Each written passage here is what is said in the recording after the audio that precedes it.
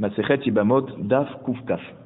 On avait ramené après la Mishnah une Tosefta qui nous avait ramené un cas qui n'était pas dans la Mishnah, où si on a deux femmes mariées à deux frères, alors une des femmes, elle a des témoins pour dire que son mari est décédé et elle a des enfants, et la deuxième femme, elle n'a pas de témoins et elle n'a pas d'enfants.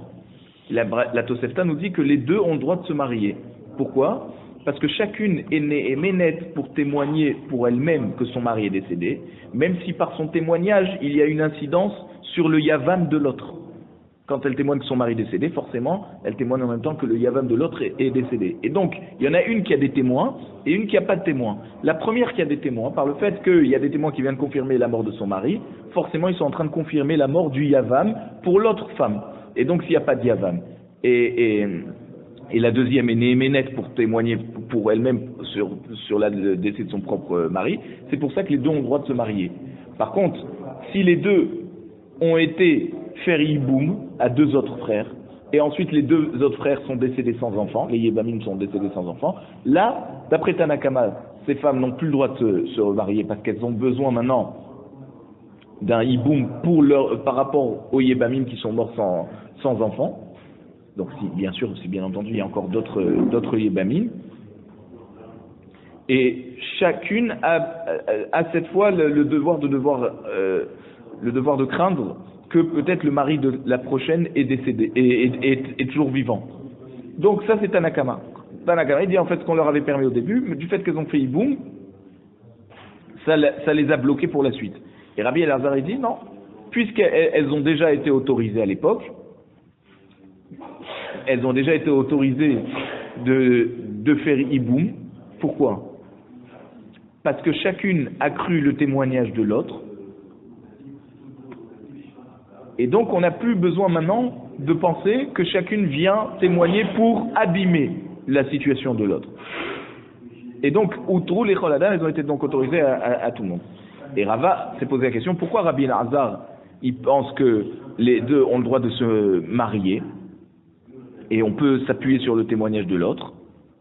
Est-ce qu'il est cholek sur Tanakama parce que Tanakama pense qu'en général une yébama, elle a toujours envie d'abîmer la situation de la rivale, et donc c'est pour ça que lui il pense que Tsara Me'ida Lechaverta, et donc une rivale témoigne pour embêter l'autre femme de son mari, ou alors non, parce que peut-être Rabbi Elazar est d'accord avec Tanakama que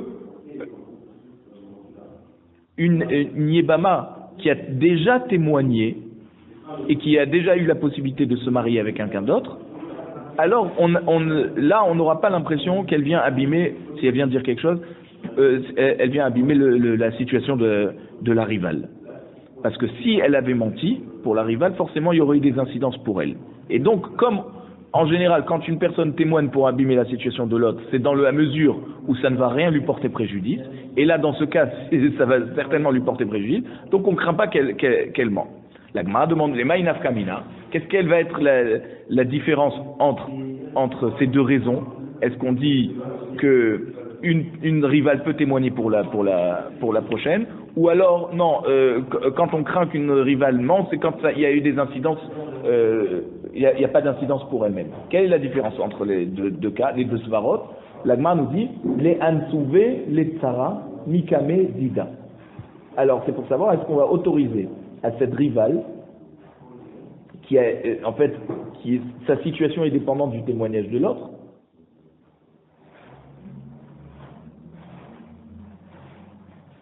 Et on va se poser la question, est-ce que la rivale, elle peut se marier? Et on va dire, ça dépend de deux, c'est-à-dire il y a deux raisons. I amrat tsara me'ida lechaverta. Si comme le premier ta'am, on avait dit que Rabbi Elazar il est matière dans notre Mishnah, c'est parce qu'il pense que n'importe quel rival témoigne et elle est née ménette, même pour quelque chose qui va avoir une incidence sur la prochaine, sur l'autre femme de son mari. Afalga delo insiv, même si elle ne s'est pas encore mariée, celle qui a témoigné, mansevina la tsara, on peut permettre à la rivale de se marier par rapport au témoignage de l'autre femme. I amrat mishum dehi lo mekalkela nafsha. Insi mansevinam le sara, ilo insi lo mansevinam la. Si tu dis que le djinn de Rabbi Elazar c'est seulement quand une femme témoigne a eu la possibilité de se marier grâce au témoignage de l'autre, alors quand on dit qu'elle n'abîme pas sa situation pour abîmer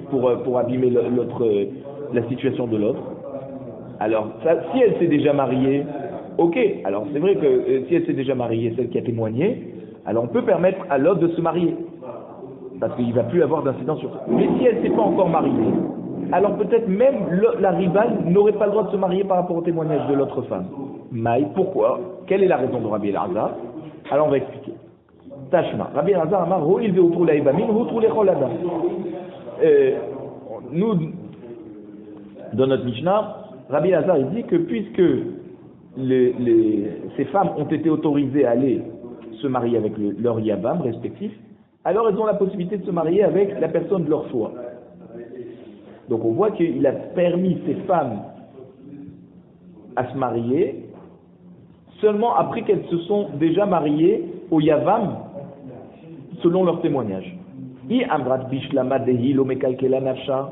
Si tu dis, donc ça veut dire c'est compréhensible, si on dit que la raison de Rabbi Elazar qu'une Tsara, elle est née éménette pour témoigner pour la prochaine, d'accord, une rivale peut témoigner pour l'autre femme, alors Dehi, l'Omekal Kela Nafsha. Donc celle qui vient témoigner ne vient pas abîmer sa situation pour abîmer la situation de l'autre. On ne craint pas autant. Haïnou, Deki Insiv Mansevinadla. Donc c'est pour ça que Rabbi Elazar nous dit, après qu'elle s'est mariée avec le Yavam, alors on lui permet de se marier avec, on permet à l'autre femme de se marier à la personne de son choix. Parce que bien entendu, il n'y en a qu'une qui doit faire hibou.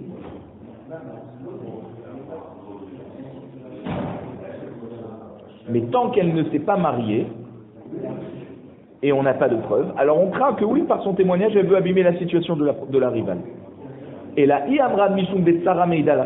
par contre, si tu dis, comme la première possibilité de Rava, qui avait amené Rava, que pourquoi Rabbi Elazar il permet, c'est parce qu'il pense qu'une rivale peut témoigner, et elle est née éménette, pas seulement de témoigner pour elle-même, mais elle est née éménette aussi de témoigner pour la prochaine, et on ne craint pas qu'elle, par la rivalité qui est entre eux, elle veut abîmer la situation de l'autre.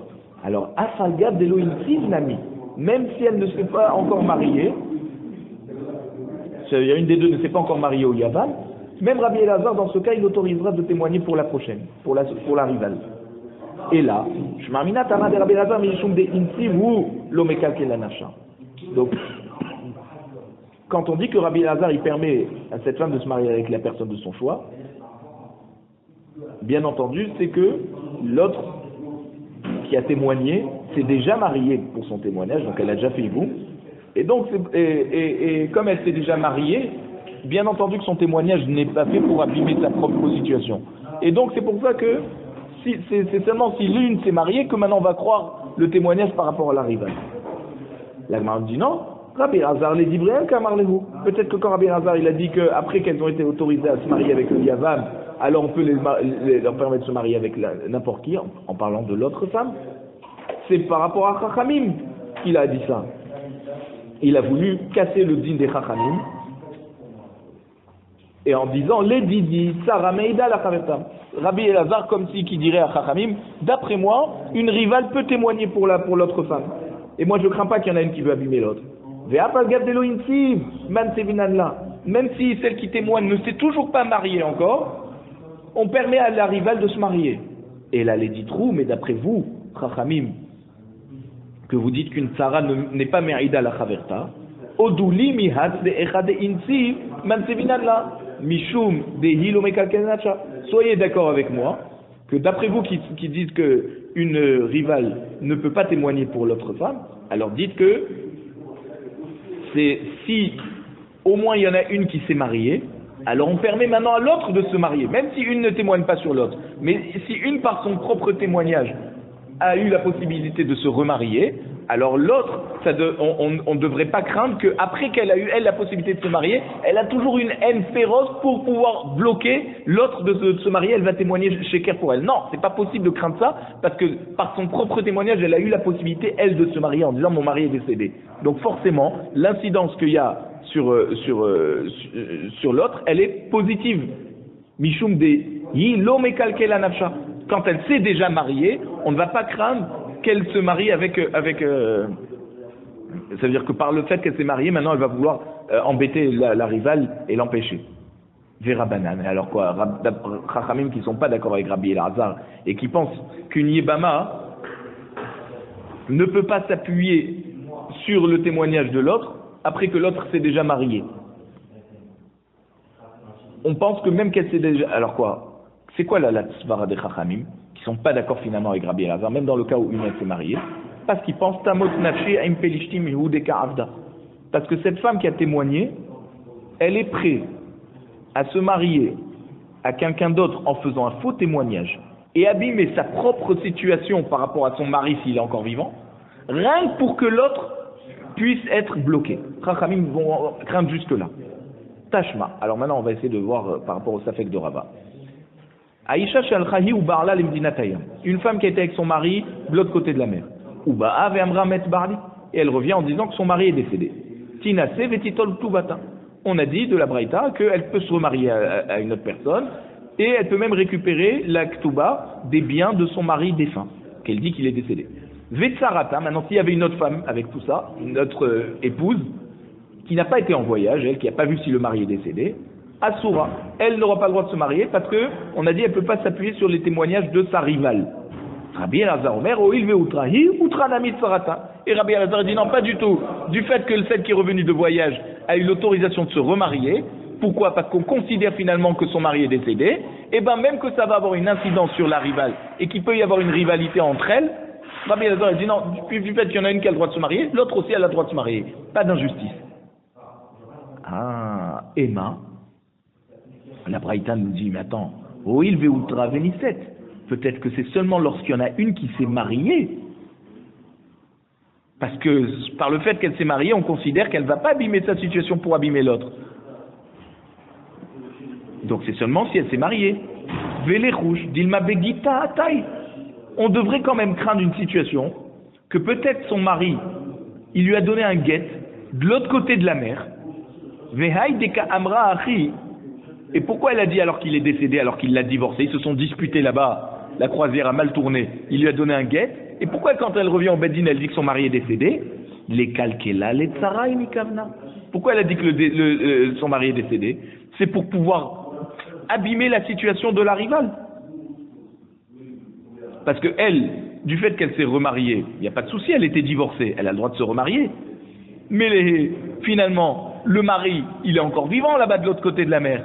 Mais elle revient en disant il est décédé, alors qu'il l'a divorcé, rien que pour faire du mal à la rivale. Et pourquoi on craint pas un cas comme ça, qu'elle revient en disant mon mari est décédé alors qu'elle est juste divorcée, donc elle va pouvoir se remarier.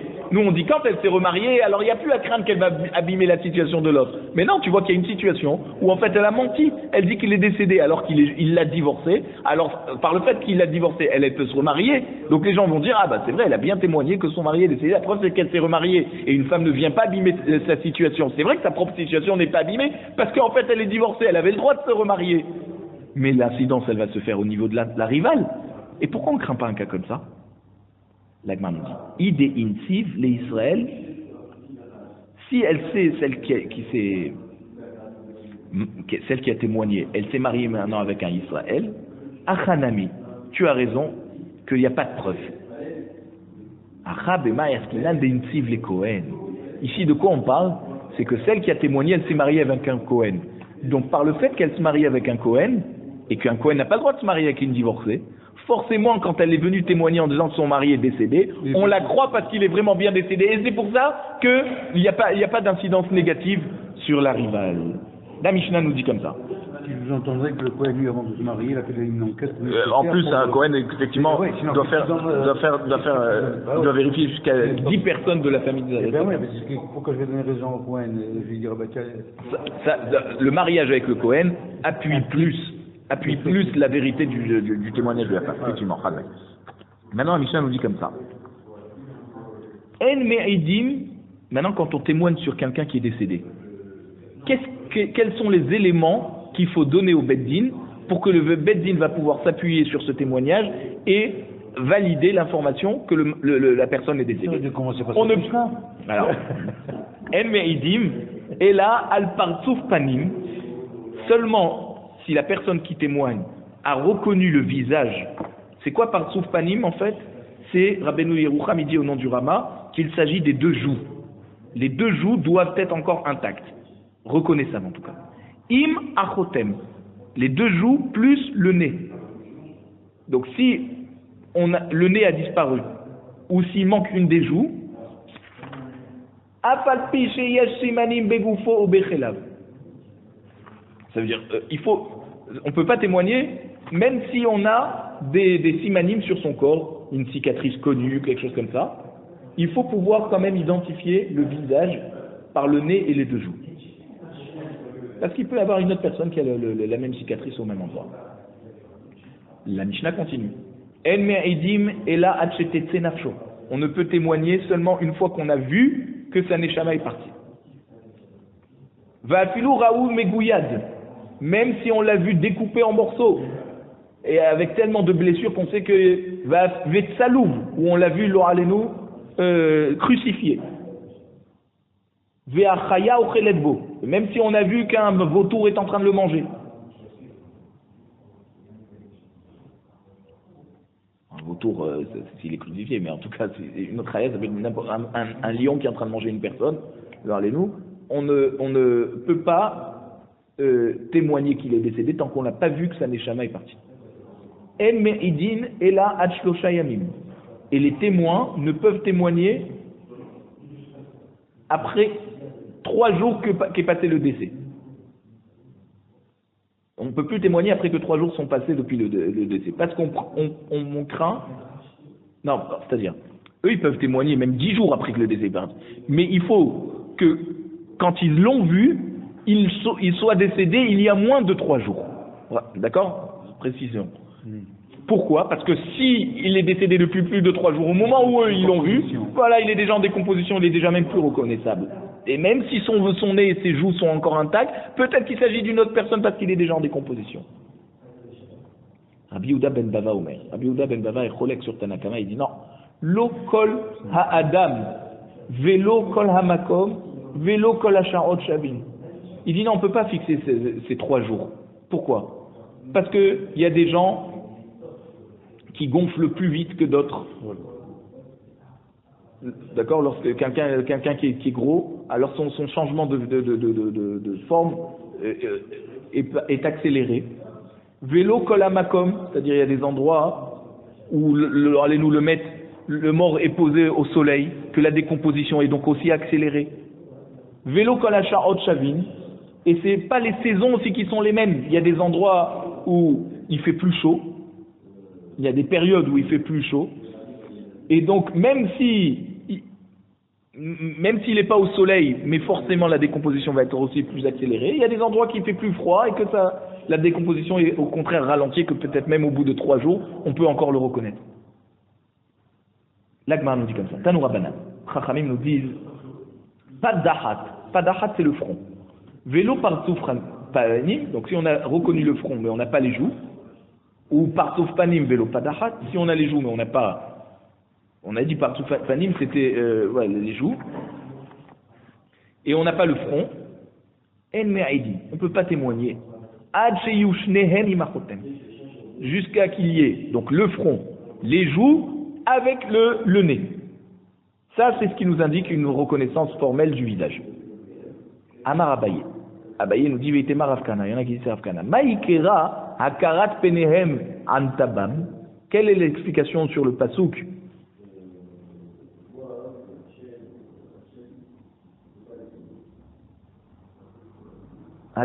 Donc, hakarat penehem antabam. Donc la reconnaissance de leur visage, d'accord, a pu donner une information. Antabam, ça veut dire elle a témoigné pour eux. Donc ça veut dire il faut reconnaître le visage. Abba Bar Marta, Dehu Abba Bar Manyume Hava Maskebe de Beresh Galuta Zouzé. Donc en fait, Abaye, quand tu m'as Ikra, ça veut dire d'où on sait que d'où on a un passou qui nous informe des dinim de la Mishnah, c'est de ce passou qu'Akarapele Mantamban. Maintenant, on raconte qu'Abba Bar Marta, qui était Abba Bar Manyume, Hava Maskebe de Beresh Galuta Zouzé. Ils l'ont accusé d'avoir une dette au Resh Galuta et il n'a pas payé. Haïté Kira. Il a pris de la cire, d'Abek Biblita, il a collé sur cette cire un petit peu sur un chiffon, d'Abek Beapouté, et il a mis sur son front cette cire, Khalaf Kamayhu, Vélo Bashkeru. Il est passé devant les gens du Resh Galuta qui devaient l'argent, ils l'ont même pas reconnu. Il s'est fait une petite chirurgie esthétique qui coûte pas cher. Apalpi chez Simanim, on a dit à Mishnah. Donc même s'il y a des Simanim sur le corps, mais qu'on ne peut pas reconnaître le visage, ou le corps, ou même ses vêtements, d'accord, on ne peut pas témoigner si on n'a pas le visage. Les mêmes rats des Simanim, l'Ab de Horaïta. Peut-être de ça, cette Mishnah, on peut comprendre alors que les Simanim ne sont pas une preuve minatora. Puisque la preuve, c'est que ça ne suffit pas pour pouvoir autoriser sa femme à se remarier par ces Simanim. Et le mariage est bien sûr un mariage minatora, donc on ne peut pas annuler un mariage minatora par des Simanim qui n'ont pas force de loi minatora apparemment. Urminhi, on objecte, non. Regardez, il y a dans le cas d'un chaliar qui amène un guet à une femme, et il a perdu ce guet. Metsao kashur baki subarneke ou batabaat. Et le chaliar a retrouvé le guet ensuite, attaché dans sa poche, ou dans son portefeuille, ou même attaché à la bague, au Shenimsa Ben Kelab, où il a retrouvé ce guet parmi ses affaires personnelles. Afilou Lizman Meroubé, même si c'était bien longtemps après qu'il a perdu. Caché. Par le fait qu'il a trouvé attaché à quelque chose qui lui appartient, c'est donc caché. Mais s'il avait trouvé le guet tout seul, alors c'est pas bon. Pourquoi? Parce que donc on s'appuie sur les simanim qui sont attachés avec le guet, les simanim de sa poche ou de son portefeuille, pour pouvoir valider. Donc tu vois très bien que les simanim c'est minatora. Amarabaye lo kashian. Abaye dit non, c'est pas une question simple. Ah Rabbi Eliezer ben Bahavai, ah Rabbanan. La braïta qui permet le guet avec les simanim sur la poche par exemple, ou d'accord sur la pochette dans laquelle on a retrouvé le guet. Ça c'est Rabbi Eliezer ben Mahavai. Mais notre Mishnah qui nous dit qu'on ne s'appuie pas sur les simanim qui sont sur son corps ou sur ses objets, il faut la preuve du visage. C'est Chachamim. Détania. Parce qu'il y a une braïta qui nous dit En me'edin ala shuma. On ne peut pas témoigner par rapport à une évaluation. Ça veut dire l'évaluation qu'on va pouvoir faire par rapport à un des membres du niftar. Par exemple, une cicatrice sur le bras, par exemple. Ouais. On ne peut pas témoigner là-dessus pour autoriser la femme à se marier. Rabbi Eliezer ben Mahavai Omer, mais Aïdin, Rabbi Eliezer ben Mahavai qui dit non, on peut, ça nous donne une information concrète. Elle nous dit il a une cicatrice dans ce bras, le témoin dit j'ai vu effectivement la cicatrice sur ce bras, c'est bon. Maïla vea kamifalge, des marsavar simanim de Horaïta ou marsavar simanim de Rabbanan. N'est-ce pas donc que c'est ça la marloquette entre Rabbi Eliezer ben Mahavai et Chachamim? Est-ce que les simanim sont minatora ou pas? Amarava, Rava dit non. Bekula ama simanim de Horaïta. Tout le monde est d'accord que les simanim sont minatora. Et toute la marloquette ici, c'est sur cette chouma, cette cicatrice, qui se trouve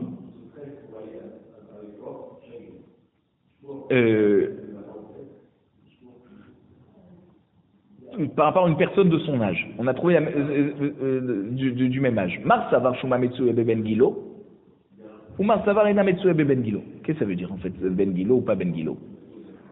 Chachamim, quand ils interdisent de s'appuyer sur cette cicatrice, c'est parce qu'ils pensent qu'une Shuma Metsuya Beben Gilo. C'est-à-dire que cette cicatrice est apparue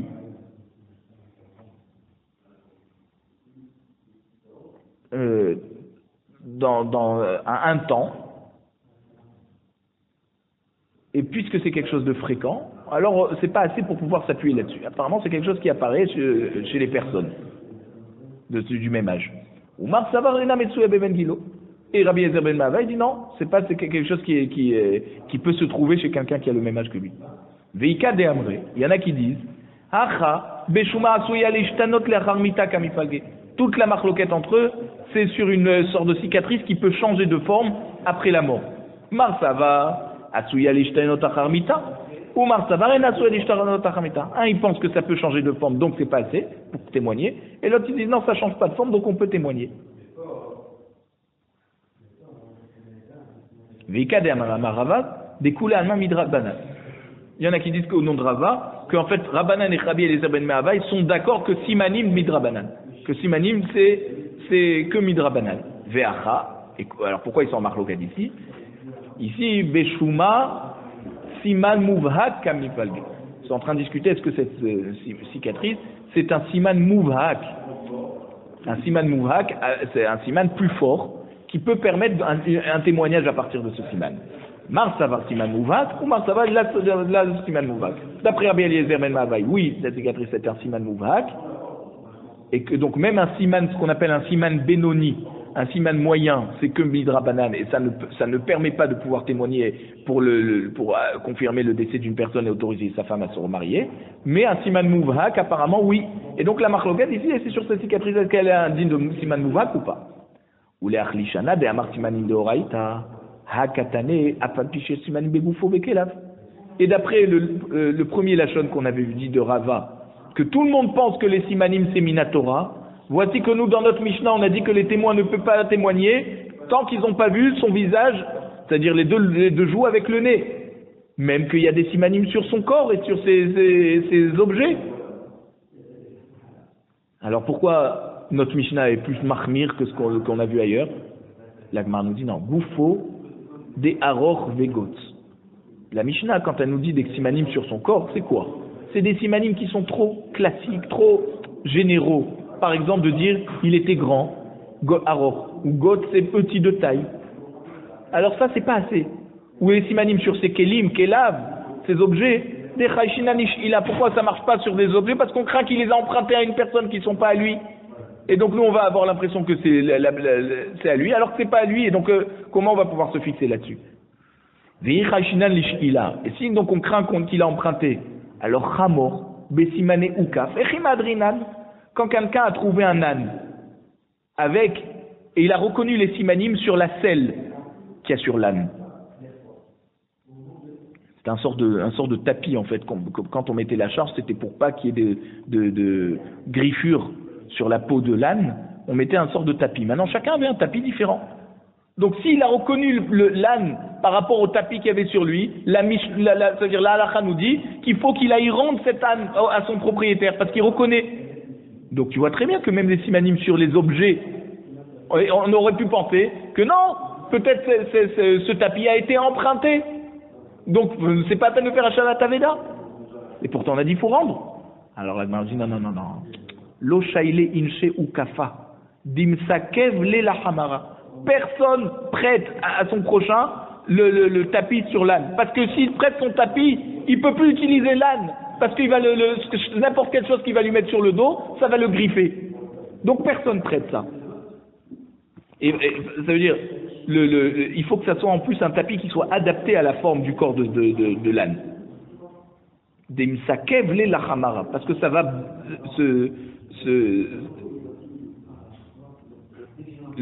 si c'est pas adapté, c'est-à-dire si c'est pas son propre tapis et qu'on va l'enlever pour le mettre sur un autre âne, sur l'autre âne le tapis va blesser l'autre âne parce qu'il n'est pas adapté. Personne prête ça.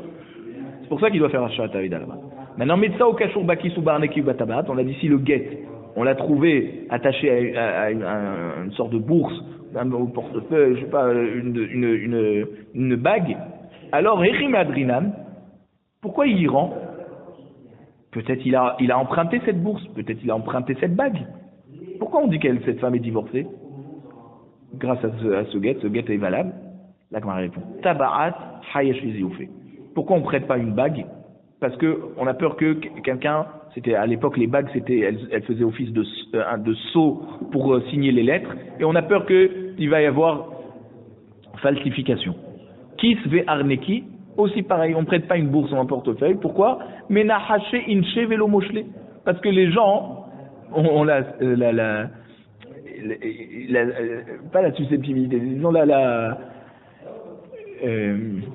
ils ont un peu ils ont peur de la Ainara, et ils pensent que leur mazal est alloué à leur portefeuille.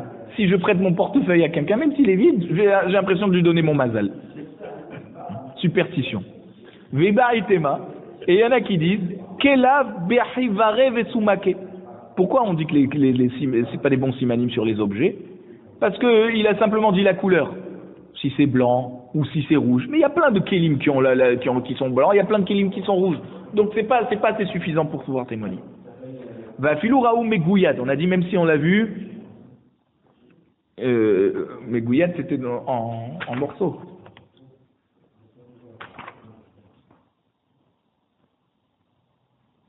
Ouais, en morceaux. Les mêmes radem gouyad haye. Alors ça voudrait dire qu'en fait, une personne qui est en morceaux, il est encore vivant. Et c'est pour ça qu'on nous dit si on l'a vu en morceaux, ça suffit pas. Urmini, voici qu'on objecte dans la Masechet Ohalot, il y a écrit Adam eno metame achetetze nafsho. Un homme ne peut rendre tamé le Ohel où il se trouve, l'endroit où il se trouve, ou alors la personne qui va le toucher, tant que sa neshama n'est pas sorti, il le rend pas tamé. Afilou megouyad, même s'il est en morceaux. Va afilou gosses, même s'il est agonisant. Tamouye lo metame, hamihya lo haye. De la Gemara nous dit là-bas, puisqu'on nous dit qu'il rend pas tamé, ça veut dire effectivement, tant qu'il n'est pas mort, il rend pas tamé. Mais, forcément, il va pas vivre. C'est des simanim qui nous indiquent qu'il va pas vivre. Donc il est en morceaux, il est agonisant, d'accord, tout ça, c'est pas possible. Alors pourtant nous on dit que ici c'est peut-être que il va vivre et c'est pour ça qu'on peut pas témoigner que la personne est décédée tant qu'on l'a pas vu mamash mort. Pourquoi? Parce que s'il est en morceaux peut-être qu'il va vivre. Mais non, la Mishnah dans Ohalot elle te dit que il va pas vivre. Simplement il rend pas encore tamé tant que la neshama n'est pas sortie. Amarabaye lo kashir. Arabin Shimon ben Elazar, Arabanan. En fait il n'y a pas de marloquette parce que c'est-à-dire il n'y a pas de contradiction parce qu'il s'agit de deux chachamim différents. Un c'est Rabbi Shimon ben Elazar de notre Mishnah qui dit on ne peut pas témoigner sur la personne qui est en morceaux. Et la Mishnah là-bas de dire que de toute façon il ne va pas vivre, c'est Chachamim.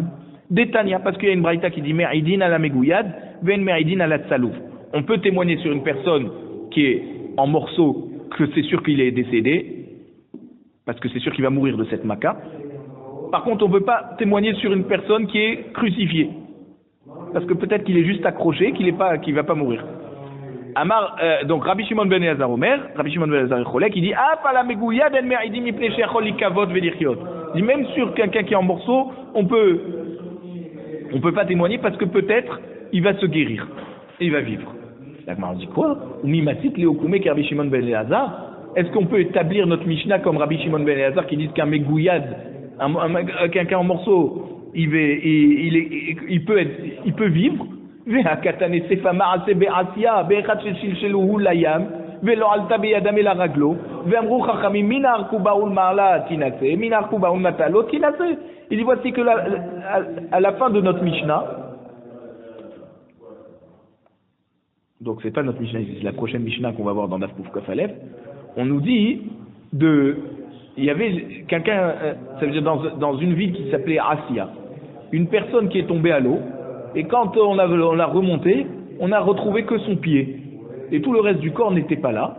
Et Chachamim se sont dit, si c'est à partir de la cuisse vers le bas, c'est-à-dire du genou, vers le bas, il va vivre. Non, la cuisse vers le haut, Tinasé, sa femme peut se remarier parce que c'est sûr qu'il ne va pas vivre, là, il lui a arraché toute la jambe.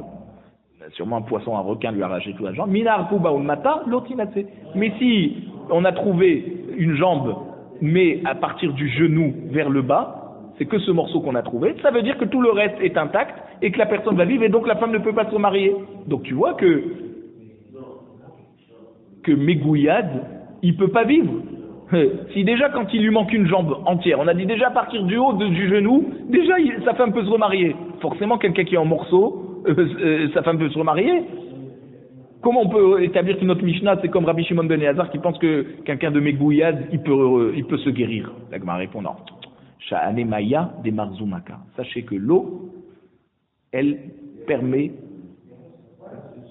de renforcer la plaie, elle maintient la plaie béante, et c'est pour ça que ça ne cicatrise pas. Et c'est pour ça que là-bas, la personne est chazaka qui va mourir. Mais ici, dans notre Mishnah, on ne parle pas de quelqu'un qui est en morceaux dans l'eau, on parle de quelqu'un qui est en morceaux en dehors de l'eau, que là il peut y avoir cicatrisation.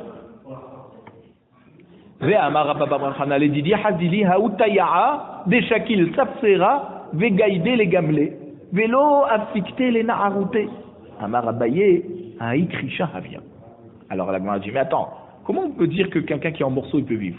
Voici que Rabba Bar Chana il a dit, moi-même j'ai vu ce taya'a, c'est un Ishmaéli, un arabe, des shakil safsera, il a pris une épée, vegaïdé les gamelés, et il a coupé le chameau, velo afsikte les na'arouté, et il n'a pas arrêté de gémir jusqu'à qu'il est mort. Non, c'est-à-dire il n'a pas eu le temps de gémir jusqu'à qu'il est mort. Donc comment tu me dis que quelqu'un en morceaux il peut vivre? Il n'a même pas eu le temps de gémir ce chameau. Amarabaye Haïkrisha Havia. Il dit non, là-bas ce chameau il était trop maigre. Alors dès on l'a coupé, tout de suite il est mort. Mais quelqu'un normal, il meurt pas tout de suite de cette maca et donc il peut guérir. Rava Amar Besakin Melou Benet Vedivrakol. Rava il dit quand on dit que quelqu'un on peut pas témoigner sur un mégouillade parce que c'est sûr qu'il va mourir, de quoi on parle? Quand on dit que c'est sûr qu'il va mourir, c'est quand il a été coupé avec un couteau blanchi au feu. Et ça, d'après tout le monde, c'est sûr que, justement, parce que c'était chaud, alors ça cicatrise tout de suite.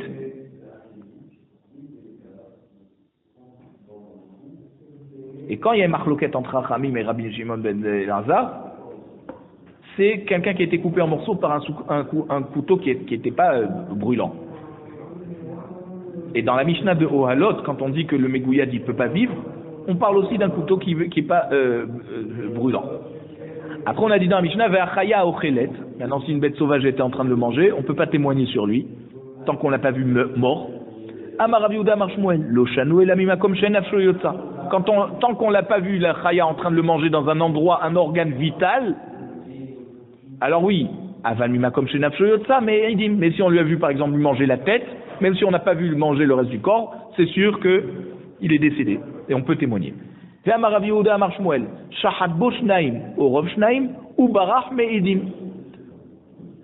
Voici que Rav Yehuda nous dit au nom de Shmuel que si on a égorgé une personne et on lui a coupé les deux tuyaux, c'est-à-dire l'œsophage et la trachée artère, ou alors la majorité des deux tuyaux, et ensuite il s'est sauvé, et on ne sait pas s'il est vivant ou il est mort, les témoins qui l'ont vu qui a été égorgé, ils peuvent témoigner et autoriser sa femme à se marier, parce que c'est sûr que même s'il s'est sauvé, il n'a pas vécu.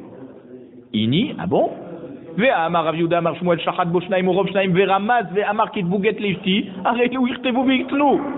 Si quelqu'un il a été égorgé la majorité des deux simanim, et au moment où il est presque en train de mourir, il dit au témoin, écrivez un guet à ma femme, je veux pas qu'elle soit veuve, je veux qu'elle soit divorcée.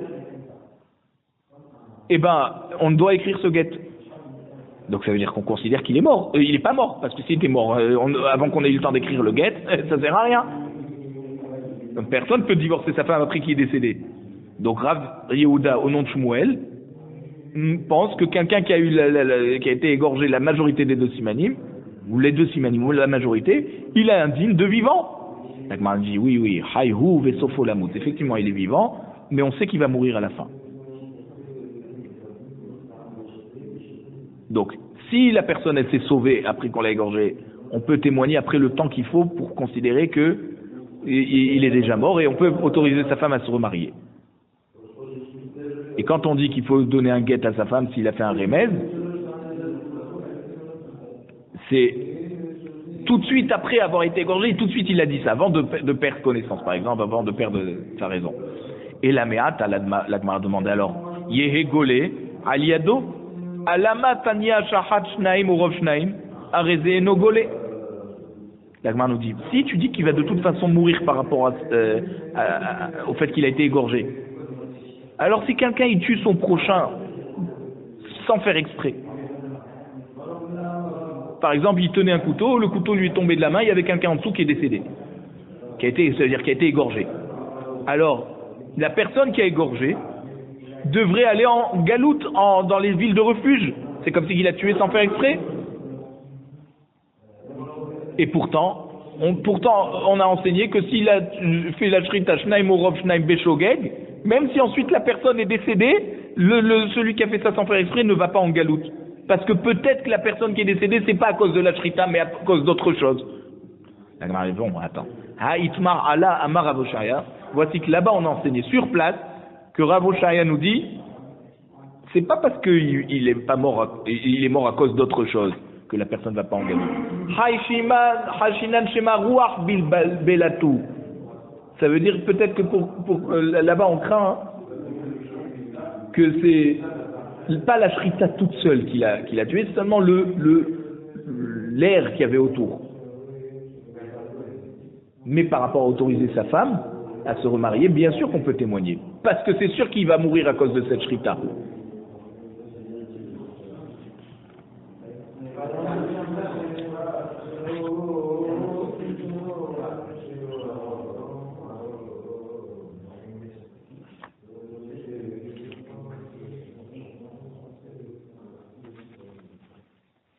Pourquoi? Parce que on n'est pas chayav de galout si la personne n'est pas décédée tout de suite.